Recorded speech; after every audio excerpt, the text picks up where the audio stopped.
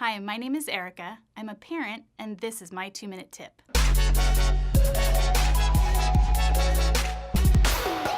Gratitude. Never heard of it.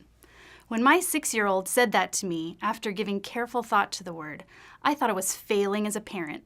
My friends encouraged me that she was probably familiar with the concept, but maybe that the word was just outside of her vocabulary at that age.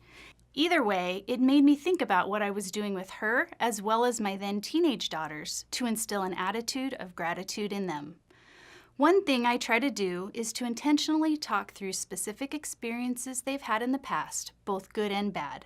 Good experiences are a little easier to talk about for obvious reasons, but it still takes intentionality to remember to express gratitude to God afterwards, not just on my own, but actually with my kids. We seldom fail to pray before the big test or the big game or the scary social situation, but remembering to stop and thank God together afterwards and not just celebrate my kids' achievement takes a little more intentionality.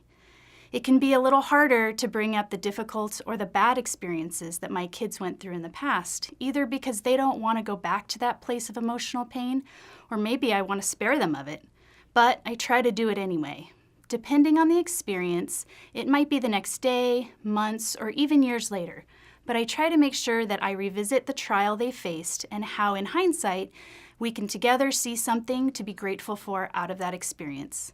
Maybe it was a hurtful rejection by a close friend, and later we can see that it ended up working out better to deepen other friendships instead. Or maybe it was that they didn't make a sports team, or they got themselves into a painful experience by a poor choice. But when we talk through it, we can see a lesson as well as God's love and grace for them.